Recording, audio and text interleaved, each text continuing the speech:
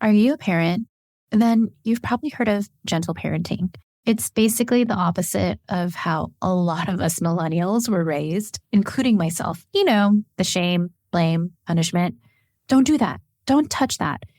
And you had no idea why you were yelled at. You were just a kid. Gentle parenting is the opposite of the shaming and blaming. It's where we use empathy and language. Yet sometimes we see parents who take gentle parenting to an extreme, where they have no boundaries and are completely passive with their child's behavior. You know the parents I'm talking about. So how do you balance both gentle parenting and boundaries? Well, we deep dive into that. Also, this episode is not just for parents. It's also for non-parents, which is obviously everyone else, including myself, when it comes to communication, including romantic relationships or a relationship with our family and friends. So let's drop the beat. Hey, I'm Elaine Lucartas. I'm a business and career coach for women of color and allies. LA Weekly awarded me the #1 thought leader, and Apple News named me one of the top 5 business coaches. Done doing the most as a woman of color or ally, and you want to create your own definition of success and happiness? Well, grab your coffee, tea, or boba, and let's do some business and career real talk. Hey, legacy leaders. So I have my client and friend, Justine David. We are both dressed like Steve Jobs today, apparently. Wearing the black turtleneck. Well, I'm wearing Patagonia black. But anyways, so Justine is here. Justine is an occupational therapy graduate from USC.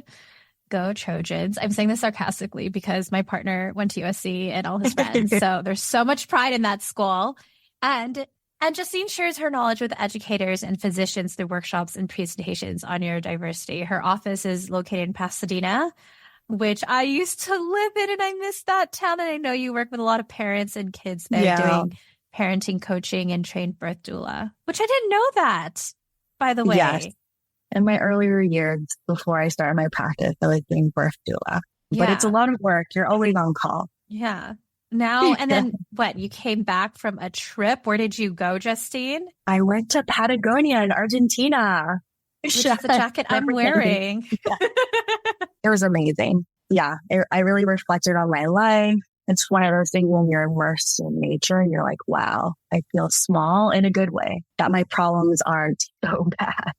We should have probably done like a separate podcast episode, or we could maybe like, put it in here, because you went to Patagonia and then I went to Tanzania. And when you're in nature, like you said, you're just like, why are we complaining about the problems we have? Yeah, it definitely, gives you some perspective. But it was amazing. I loved it. To change gears, we're here to talk about how to be a gentle parent with boundaries. And ironically, Justine was like, wait, this is bugging me. I don't even know how gentle parenting started. So based off of Google, I would actually love for you to share, even based off your professional experience, what is gentle parenting and why has it gotten popular recently? And also, gentle parenting is also known like as conscious parenting too. So I would love for you to share. Yeah, so gentle parenting was first coined by Sarah Ockwell Smith. She's actually not a psychologist or a therapist, but a mother of 4 kids. And she just wrote a bunch of different books. One of them is coined as gentle parenting, but a lot of her theories and her strategies come from attachment theory, which became really popular around the 50s and 60s. And so what gentle parenting is, essentially what it is how can you respond to your child that has respect, empathy. Also, instead of demanding or reprimanding, you're offering them choices to make better choices while ensuring that, your expectations and your boundaries are still in place. And so anecdotally, since the start of the pandemic, a lot of parents have come to me since they need a lot of help figuring out, okay, what's really behavioral? What should I really treat? What should I really target? What kind of language do I use? How do I redirect them in a way that I don't traumatize them? Or maybe I'm triggered. How do I stop myself from being triggered? So a lot of what I do in parent coaching is helping them process all of that. This part this behavior is behavioral. And then this stuff is just them being 4, or let's say it's related to their sensory processing. So how can you show them grace and compassion? Or is this like the hill that you want to die on? You got to pick and choose your battles here. So that's what I do a lot in parent coaching. I don't know if I answered your question, but I kind of went off on a tangent. No, it's okay. I mean, I don't know if I shared this story with you. I mean, I am not a parent yet. I do want to be one, but I was in Lake Tahoe. Did I tell you this story? Like in one of our sessions? Okay, I was in Lake Tahoe. My niece is maybe 4 at the time. There's 3 big Filipino families in a huge Airbnb, 3 floors, right? Yeah. So my cousin and her family, which includes my goddaughter, is in the 1st floor and I'm all the way in the 3rd floor. And as we all know, babies know how to yell and scream to get your attention. Yeah. And I was able to hear it all the way on the 3rd floor. So I ran down and Ninang means godmother in Tagalog. And so I could hear her crying and it was so instinctual for me. So, you know, babies and kids are like yee-high. They're really short. So I crouched down the same height as her, like kneeled. And I was like, what's wrong? She's like, Mommy and Daddy want me to put my shoes on. I do not want to put my shoes on. And we're about to get ready to go on like this very short hike. And, you know, it's not a stable ground. And then I just spoke to her in a very gentle way, what gentle parenting is. Like, I know you don't want to put your shoes on, but we're going to go outside and the ground is not even. And if you run and walk, because I know you love running, you might fall and get hurt. And your mommy and daddy and me don't want you to get hurt. Do you want to get hurt? No. Okay, so we don't want you to get hurt. You don't want to get hurt. So can you put your shoes on? Okay. And then like, she just hugged me. That was amazing. Yeah. Okay. I did it right. Right? Yeah. Like she hugged me. And then like my cousin, my ate means like older cousin, older sister. She's like, what did you do? And I was like, you just have to talk to them, like explain it, not like a command. It's kind of like micromanaging, like as a boss, right? Like go do this. And I'm like, I don't know why I need to do that. Go put your shoes on. Why? And then you have to explain it to them. Yeah, no, it's true. So, and I think this is a lesson for most relationships is, you know, you have to validate how they're feeling. You got to meet them at their level. You have to use language that they're able to understand. Also, if they're like completely dysregulated, right, and they're having a tantrum or crying, you have to work on consoling them first before you give them a directive. Otherwise, they're not going to fully process it. Same thing if you're talking to your partner or your employee or a colleague or something like that. If they're stressed out. Are we about to do therapy right now? Not just to be a parent or you to have a partner, even family member? Yeah. And like children are learning these life skills, these social emotional skills by you as their model. And so, right, so you essentially validated how she felt, right? You gave her a reason why it's important. And then you asked her a question. And to even make it more like gentle parenting, right? Offer choices. So it's either you could put your shoes on or I can help you. What would you like? So it doesn't turn into like a yes, no. It's like, okay, either or. But either way, right, the boundary is, or the directive is like, we're all going on a hike as a family. So talk about the regulation piece, right? Because whether we are a parent or not, we notice that our partner or our kid or a family member is unregulated and we're also probably unregulated. So how can we be there for that person when we're probably not ourselves? Yeah.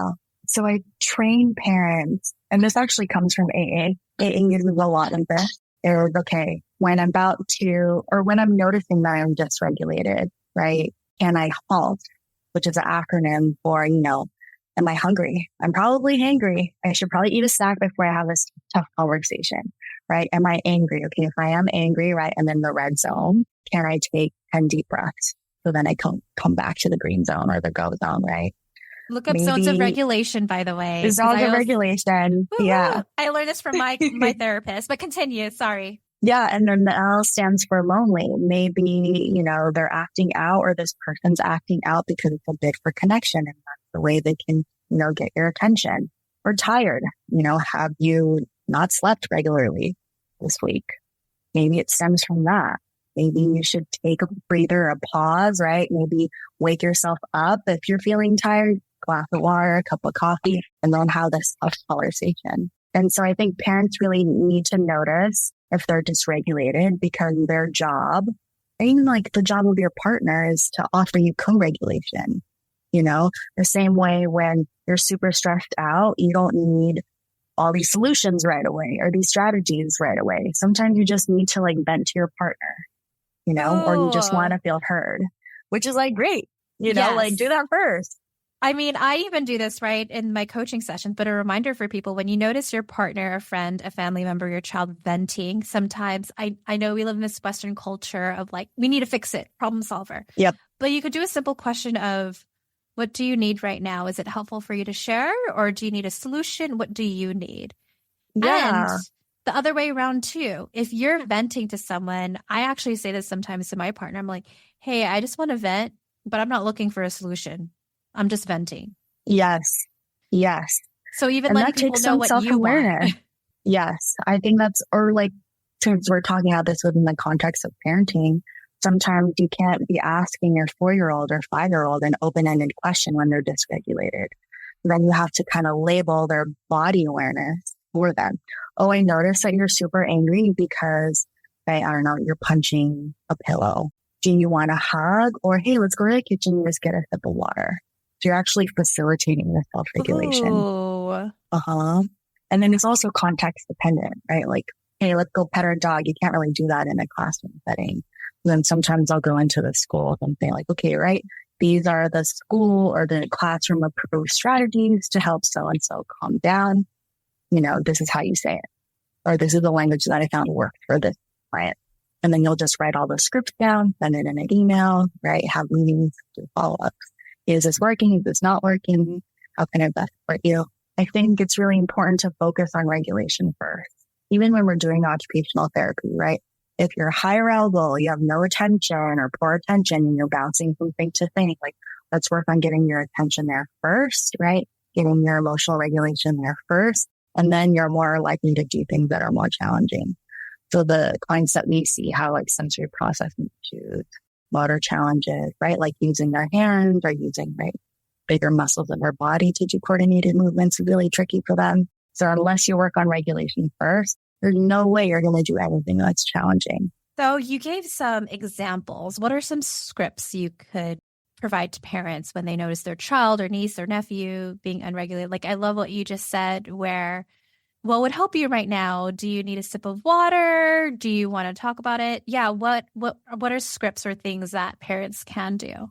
I think a common one would be, right, narrating their feelings and then providing them a close-ended question. So that's Can you give an example? They're like, I notice you're super sad right now because mom just left. Can I give you a hug? Or, hey, let's text them, once this alarm turns on. So that's like a common one.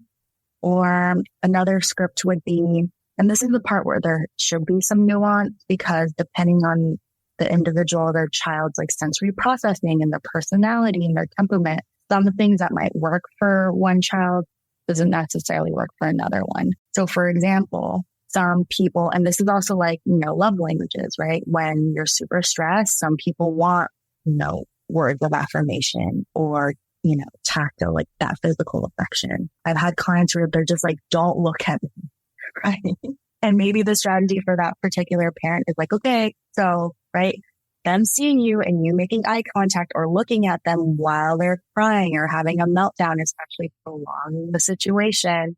So maybe your job as a parent is like, hey, I'm going to be right here next to the door. I'm going to play with, I don't know, whatever it is, Legos or something like that. I'm here when you're ready. So you're not physically abandoning the person. They know you're there, but you're not like all eyes on them all the time. I love that. So what that works for me as a grown up. I like, don't look at me. You're crying. I just need you to be right there. Well, what works for me as a grown up, when I get into miscommunication is I need time. And when people are like, no, we need to talk about it right now. I'm like, look, I have been in relationships or friendships where we had to talk about it right away. And then I said things I regretted. Yeah. And I need a cool down before I have a conversation. Yeah. And as parents, like if it's developmentally appropriate, you could even do it as young as 3 or 4. Like, mom's starting to get into the red zone. I need 1 minute. Okay, when you hear the duck quack from this timer, I will come back. You will see my feet right here. I'm outside the door. or something like that. Or like, I need a sip of Ooh. coffee, I'll come back. Just so then you can collect yourself because, and you know, you're human, right? If you feel like you're about to be enraged, you should probably go out, come back. Or let's say if you are enraged and you say something that you regret, the most important thing is, you know, to have the courage and to not have the ego to like apologize for that or do the repair. Is what a lot of therapists, psychologists say. Like, did you do the repair?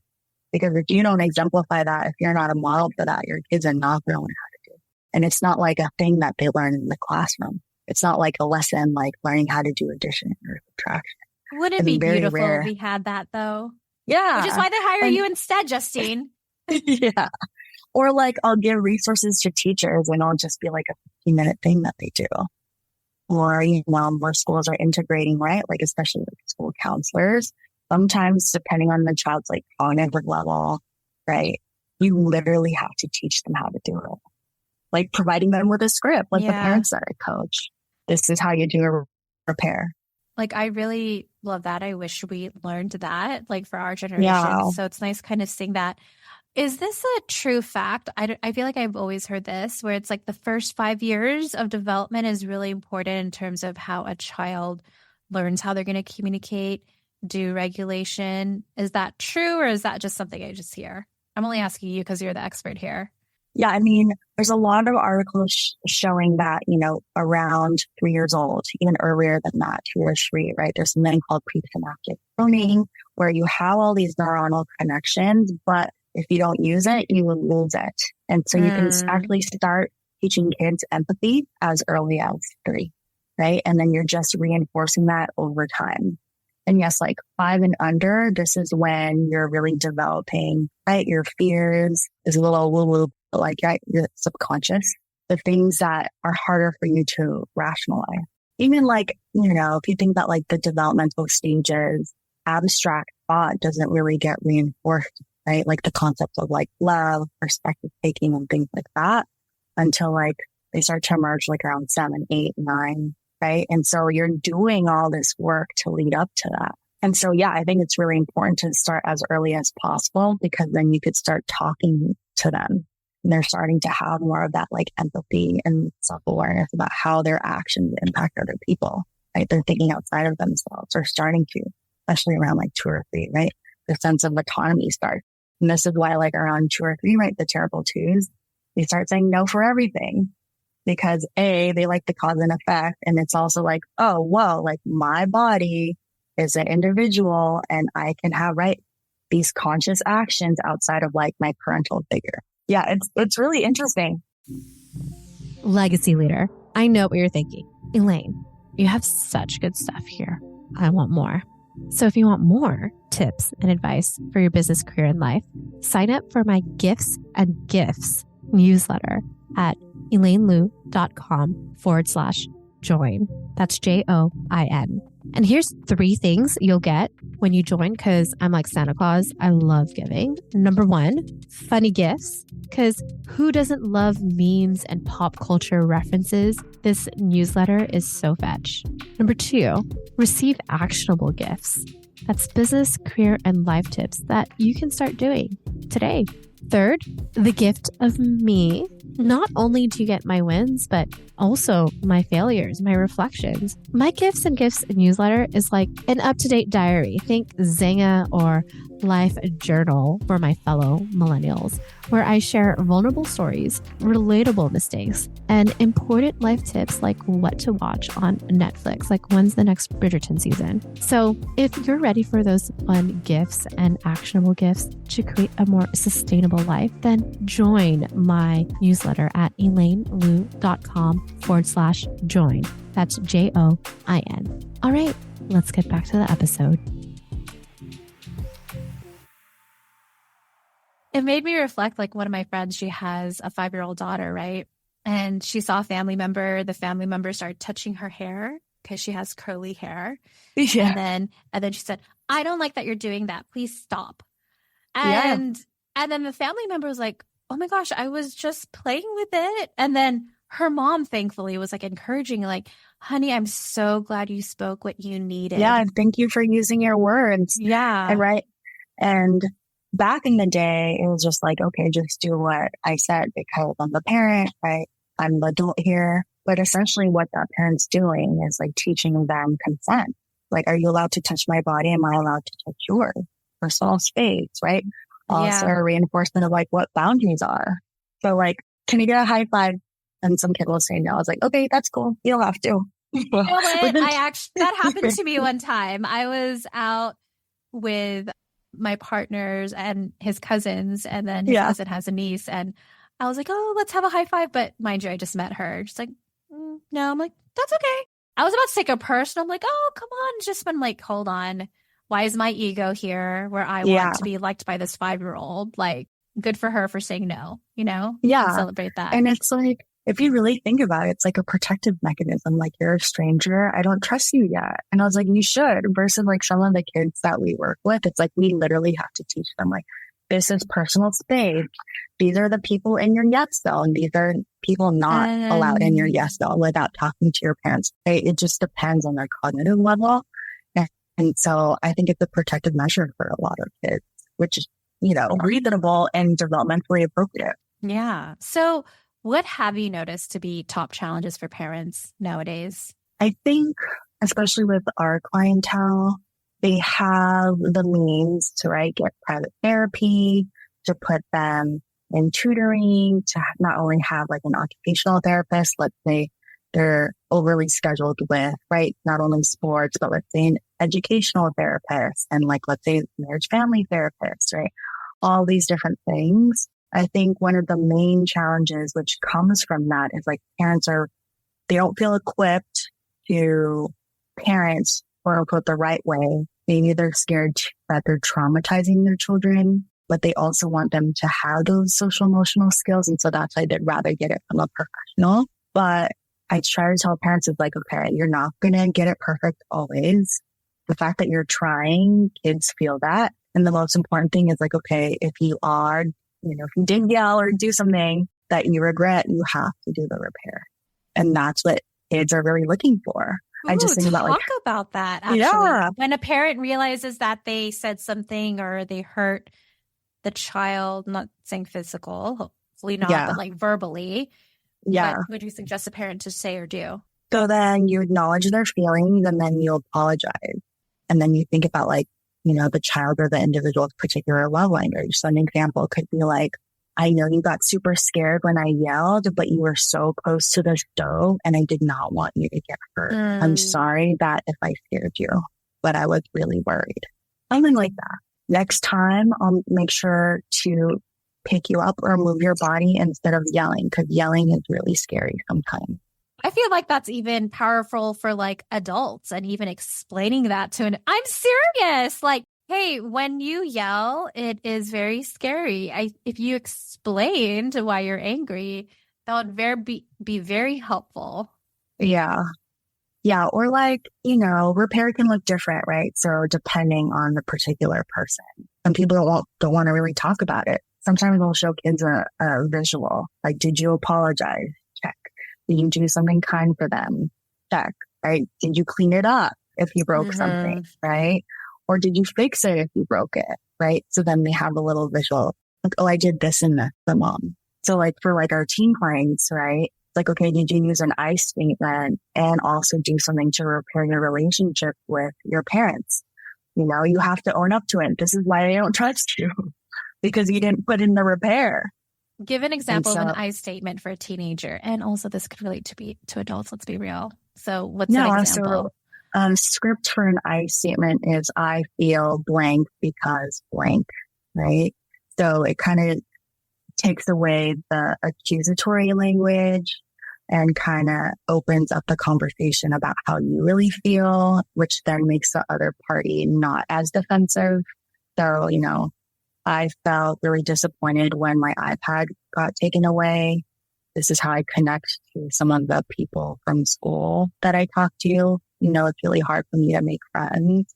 I'm sorry that I hid the school's computer from you and you found out, or something like this. Right? I'm just like using an example of a 14-year-old client that basically she quote unquote borrowed a laptop from school.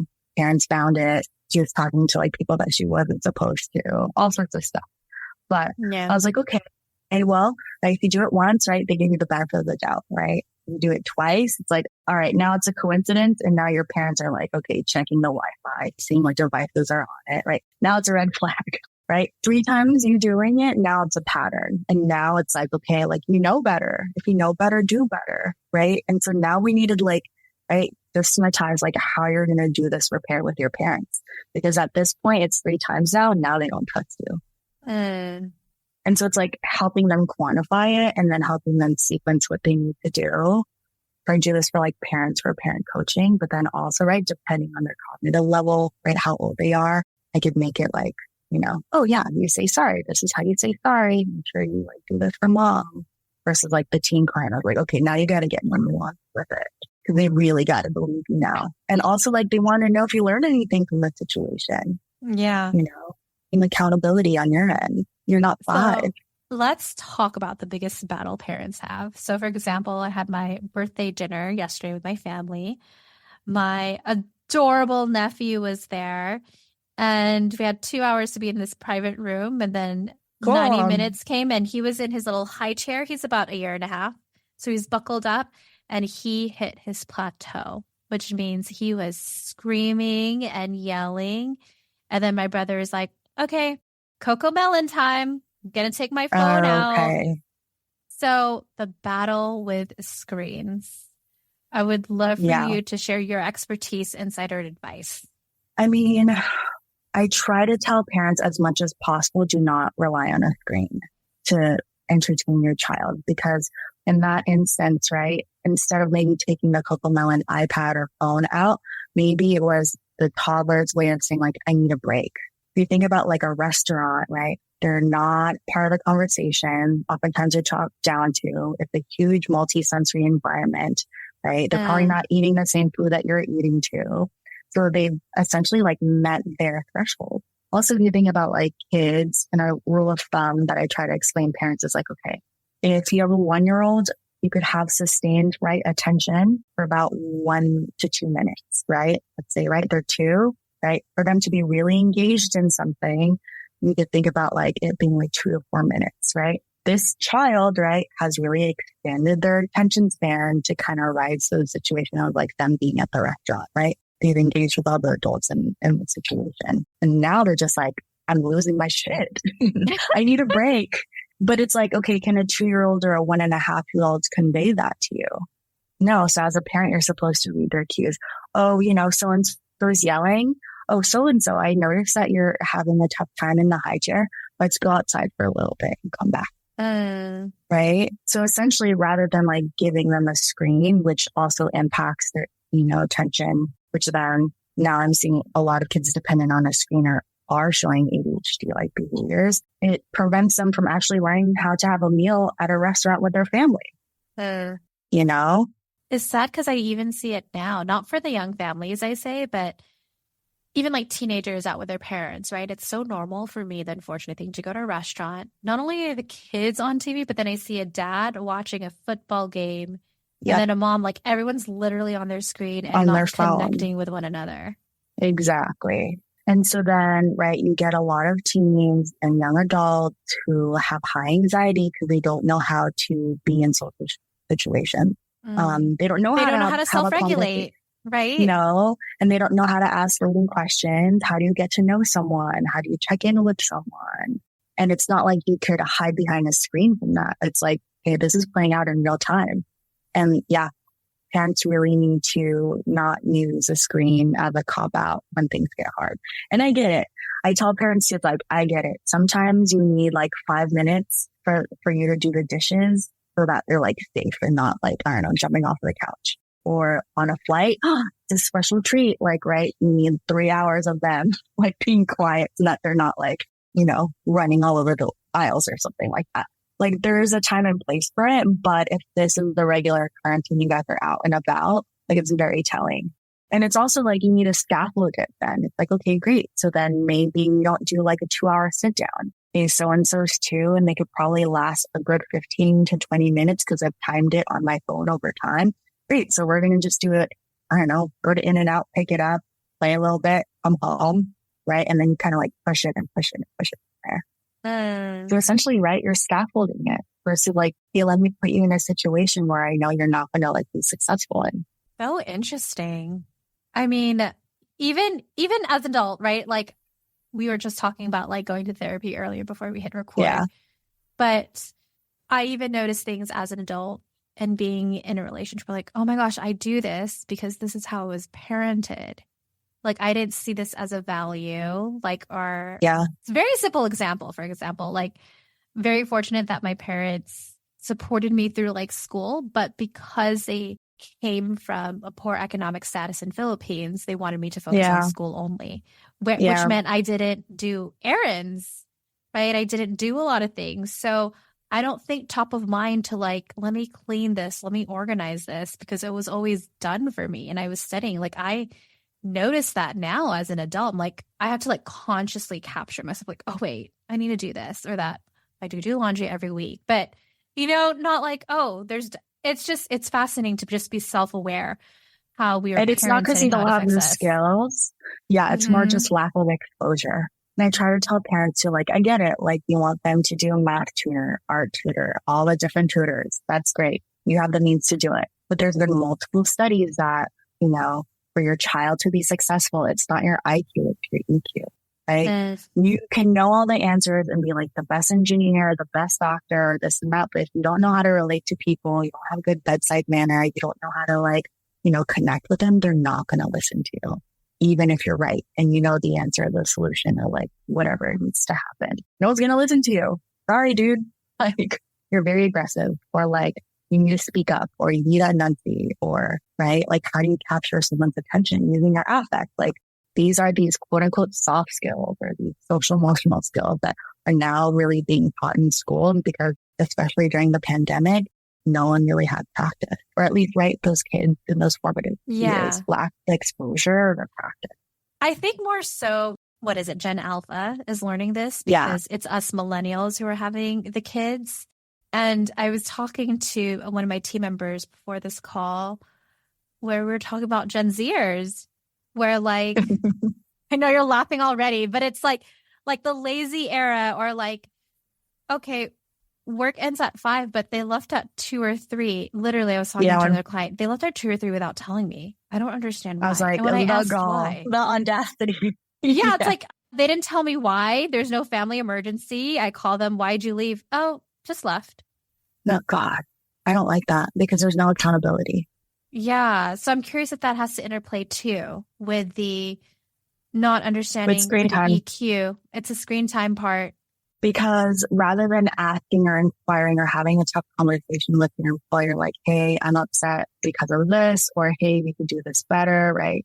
They'd rather not even attempt to have the conversation because it's too overwhelming. It's that lack of exposure. Also thinking about like screens or texting or FaceTiming. It's a lot of the times you actually have more time and you can hide behind a screen rather than like, right, really interacting and noticing how the other person's responding. Are they starting to fume? Are they starting to get sad because you just like walked out, and having to confront that? It's right? Like the feelings of guilt, shame, embarrassment, like all in real time. You can't escape it. People need practice. So interesting. So do you have any top tips for parents? Top tips would be, and you think about like habits, because screen time is often a habit. And I think you just want to make sure it's like frictionless, right? So it's like, okay, let's make sure that we're not packing our phones or your child's iPad if you want to try to like expand their attention during a mealtime. Let's say you want to decrease access to, let's say like you're not going to give them the Wi-Fi password today, even though it's like a bitch to change it every day because you're like, okay, so then we can have a present like dinner with all the members of the family, right? You could also unplug it, by the way. I know. Yeah, that's actually more like, more efficient. I think it's more like, okay, how can we instill habits and make it less or decrease the friction, right? Like make these things less accessible so that, we could actually get them to do the things that you want them to do. Like, let's say, I don't know, homework, or have a conversation with you. And you're not going to get it perfect every single time. and own up to your mistakes and then do that repair so that you could be a mom for them. And I think you have to give kids practice with these tough conversations and give them some accountability for the boundaries that they did like met up on, right? Yeah. Because what I think gentle parenting gets a bad rap for, or what it gets misconstrued as, is this permissive parenting, right? They just like get to talk to their parents like that and they have no consequences, right? You could say something like, it's the family rule that we don't talk to each other using, I don't know, curse words. Sorry, we're not getting the Wi-Fi for tonight. And you're saying it in a warm way, right? And you can say it's because, that really hurt mom and dad's feelings. And I'm teaching you to be a respectful person with us and with everyone around you. Something like that, as much as possible. If screen time is an issue, right? Try to create less accessibility towards it, right? Repair on your end. And then also it's just also be okay with you're not going to get it perfect every single time and that you're trying. So what is one action item, one reflective question you want to share with parents and humans, even those that are not parents listening to this, when it comes to being a gentle human? I think we kind of touched upon it, or the recurring theme is yes, validate the other person's feeling, make sure that they feel heard. And then if you have a request or a suggestion, once they're regulated, then bring it into the conversation because they're ready to listen. Yeah. So you're based in Pasadena, California. If parents want to reach out to you, get to know you more, work with you, how can they reach out to you? Yeah, so you can contact us on our contact webpage on our main website. It's www.thesensorybrain.com. And we're in Pasadena. And we do parent coaching sessions in person, online. We also do individual occupational therapy with a focus on sensory processing, motor coordination, and self-regulation, emotional regulation. Yeah. And I know that she has a busy practice and growing her practice. So feel free to hit up Justine right away. I'll put her website on the show notes. And then Justine, I also have some listeners who are interested in working with me, and we've worked together about 4 months. So anything you want to share about your experience working with me as a client and any results you want to share that you feel comfortable sharing?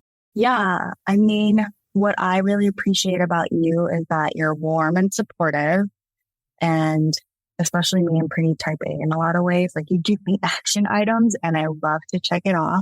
So I feel really efficient. So within the 4 months, I was able to, interview tax preparers, have a tough conversation about letting a client go that felt in alignment with my company values and our company policy. I was able to do a photo shoot, produce that on my own, get models for that, all of that. And then also you helped facilitate a connection with someone that helped design our website. And then that got us more client leads. And so it was very grateful. You're a great coach. 10 out of 10, 5 out of 5 stars. Yeah, I definitely saw results. And so I want to thank you. Oh, thank you. And if you want to schedule a call, go to elainelu.com/call. Justine, thank you so much for all you do for parents, kids, and this next generation. Thank you. Yeah, it's an honor to pay it forward. I think it's I think what my legacy is, what I want it to be. It's to make, the world a better place. So healing. I mean, both of us are Filipino, so healing from what we grew up to. Right? It's I'm reparenting myself through you guys. I know. It's beautiful. Thank you, Justine. Thank you. Well, thank you. I hope you took the time to write all those beautiful tips and scripts, whether it's talking to your child, partner, family member, or friend, because trust me, I did. And if you found this episode on gentle parenting, communication, and boundaries helpful, here are 4 things you can do if you feel called to do them. Number 1, if you could leave a 5-star rating and review, that would mean a lot to me and my team. I created this podcast for accessible education for women of color and allies, and each episode takes about 4 hours to create. It takes me 1 hour to prep and another 30 minutes to 1 hour to record. Then my team spends another 2 hours to edit and market. Number 2, because my team and I care about accessible education, share this with a friend who is probably overwhelmed being a super parent and doing all the things, or another friend who just needs better communication skills and boundaries. And when you share it with your friend, send a personal message about why they should listen to this particular episode. Number 3, don't forget to hit that follow button and subscribe button. When you hit it, it lets the interwebs do their thing and let other women of color allies know that there's this wonderful resource for them to take advantage of. Number 4, and if you would like to create a sustainable business or career similar to what Justine was able to create, where your career revolves around your personal life, and you want to work with me, then schedule an introductory legacy career review call with me. I only work with 24 clients at one time to ensure each client receives the results they deserve. So you can schedule a complimentary legacy business review call at elainelu.com/call.